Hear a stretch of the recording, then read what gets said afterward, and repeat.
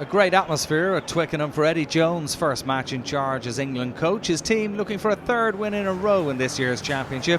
Maro Itoje was making his first start and Joe Marler came into the side ahead of Mako Vunipola. After defeat against France, Ireland coach Joe Schmidt made 5 changes, handing debuts to Stuart McCloskey and Josh van der Fleer. Keith Earls, Donnacha Ryan and Mike Ross all returned to the starting 15. Ireland with just 1 win at Twickenham since 2006, that was back in 2010. It was the men in green who took an early lead. Referee Romain Poit penalised Dan Cole at the scrum. And it gave Johnny Sexton a chance with the penalty. Not an easy one, but the number 10 found the target and Ireland led 3-0 in the 6th minute. The home side got back on level terms soon after. Owen Farrell from almost 35 metres out fired it over to level matters at 3 points apiece.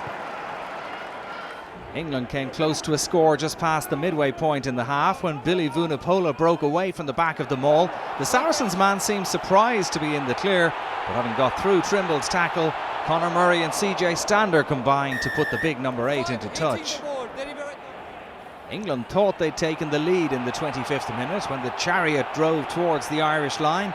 Captain Dylan Hartley forced his way over and the home support thought the try had been scored. But when the TMO had a look, it was deemed that Hartley had made a double movement, having initially been held up, and the Irish line survived. No try.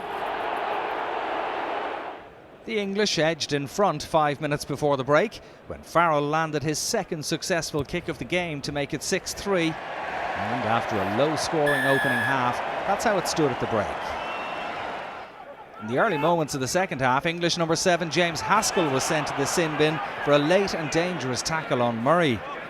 With England down to 14 men, Ireland seized the moment, and as they pressed from close range, Murray, who thankfully was okay to continue, showed great awareness to spot the gap and slip low between the defenders and over the line for the first try of the game.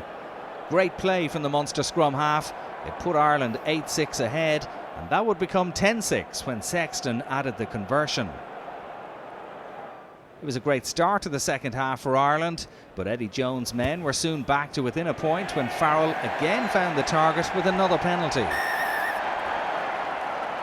Having narrowed the gap, England regained the lead with 2 quick tries. First, having drawn the Irish defenders in, with the try line in sight, England had several men over wide on the left. And the looping pass was collected by Anthony Watson, who was over for an easy score.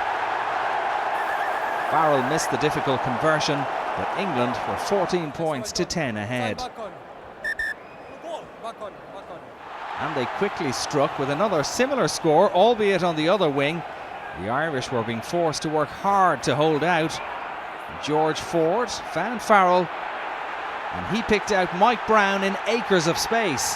The Harlequins full-back racing over for what looked like a knockout blow. The home side were dominant at this stage, with Ireland on the ropes. Farrell kicked a good conversion to take an 11-point lead, 21 points to 10. Ireland were fighting a rearguard action, but they went close to getting back into it when Robbie Henshaw made a burst down the right wing and looked set to score, but Jack Nowell did just enough to put the Irish number 13 into touch. Henshaw had failed to get downward pressure, so the score wouldn't have stood anyway. It was close, but Nowell's heroics saved England. Trailing by 11 points, 2 Irish debutants then combined to again come close to creating a try that the visitors so badly needed. Substitute Ultan Dillane and van der Fleer forcing the English defence to scramble, but eventually the danger was snuffed out. Another sub, Danny Kerr, picked up a yellow card for deliberately not rolling away, but it didn't affect the outcome. Ireland came close to a consolation score when van der Fleer barged his way over the line, but the TMO was asked to make a judgment on this one. Is it a try, yes or no? Unfortunately for the Irish, it wasn't possible to see the ball being grounded, as Elliot Daly did his best to prevent the touchdown. England's devastating double score in the second half made all the difference, as they deservedly made it 3 wins out of 3, and the bid for a Grand Slam remains alive as they look forward to playing Wales next.